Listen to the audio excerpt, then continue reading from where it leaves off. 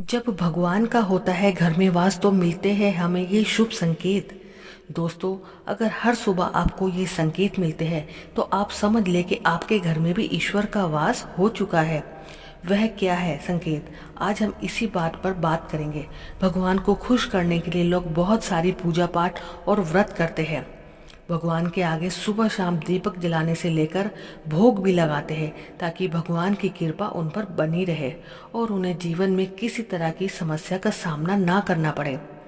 यह तो हम सभी जानते हैं कि भगवान की पूजा और अर्चना करने से वे हमसे प्रसन्न रहते हैं, पर क्या आप ये भी जानते हैं कि वह हमें इस बात का भी संकेत देते हैं?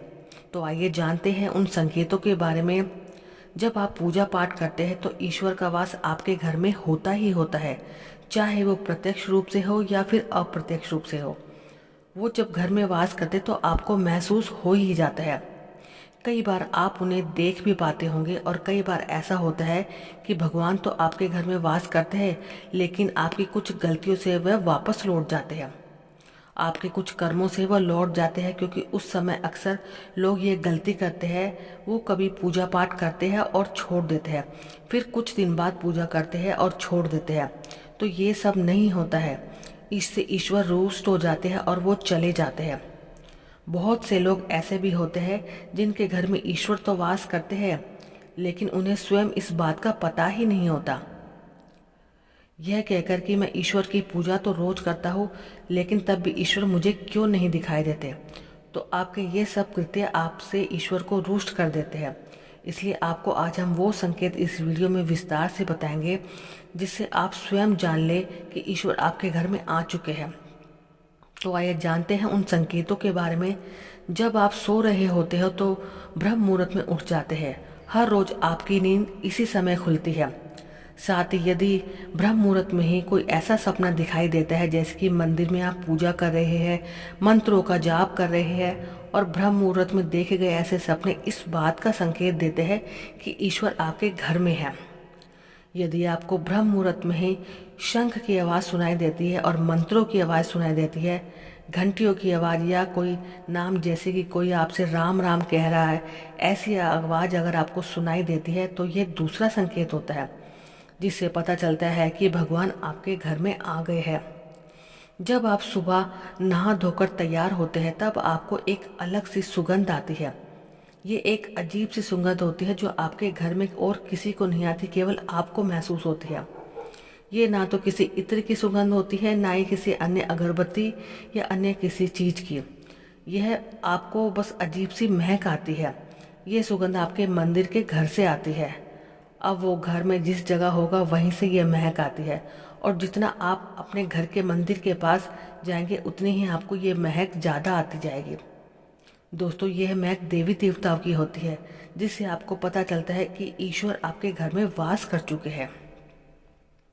जब भी आप पूजा करते हैं तो उसी समय कोई जीव, यानी कि कुत्ता, बिल्ली, गाय या फिर अन्य कोई व्यक्ति भी भिक्षु आपके द्वार पर आ जाता है, और यह आपके साथ हफ्ते में 3-4 बार लगातार हो रहा है कि आपके पूजा करते समय ही वो आते हैं। तो इसका मतलब है कि ईश्वर आपके घर में दस्तक दे रहे हैं, उनका आगमन हो रहा है। क्योंकि जो गाय होती है वो माता का स्वरूप होती है और कुत्ता भी भैरव बाबा का ही प्रतीक माना जाता है।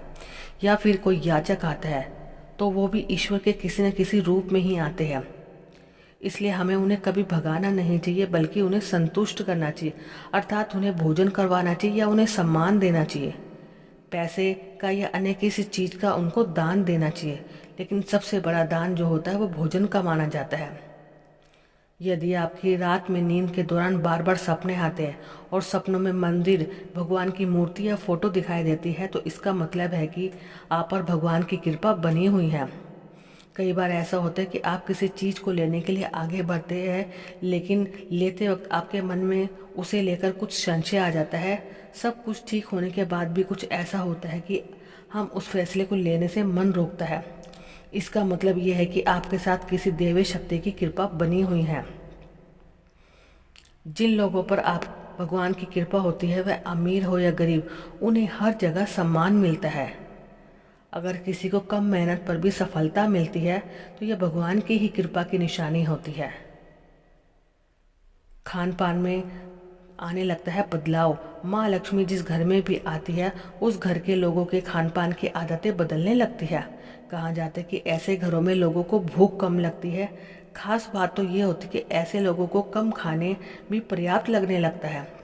इसके अलावा ऐसे घरों के लोग नशा और मांसाहार से भी दूरी बनाने लगते हैं। धन की देवी माँ लक्ष्मी को साफ सफाई बहुत पसंद है। माता लक्ष्मी उसी घर में वास करती है। इसके अलावा माता लक्ष्मी को सफाई में इस्तेमाल की जाने वाली झाड़ू भी अति प्रिय होती है। कहा जाता है कि सुबह के समय यदि कोई झाड़ू लगाता हुआ आपको दिख जाए तो यह बहुत ही शुभ संकेत होता है। यदि आपको लगातार 3 दिनों तक घर में से निकलते समय नीलकंठ पक्षी दिखाई दे जाए तो ये साक्षात भगवान ने आपकी प्रार्थना सुन ली है और जल्द ही कोई बड़ी मनोकामना आपकी पूरी होने वाली है। नीलकंठ पक्षी का दिखना महादेव की कृपा होने का इशारा करता है। यदि घर के मुख्य द्वार के आसपास चिड़िया घोंसला बना ले तो यह बहुत ही शुभ संकेत होता है। ये इस बात का प्रमाण होता है कि आपकी पूजा सफल हो गई है। चिड़िया और उनके बच्चों को गलती से भी ना सताए बल्कि उनके लिए दाने पानी की व्यवस्था करें। यदि पूजा करते समय आप इतने भावपूर्ण हो जाए कि आपकी आंखों से आंसू निकलने लगे तो ये भी इस बात का संकेत है कि ईश्वर ने आपकी मन की पुकार सुन ली है।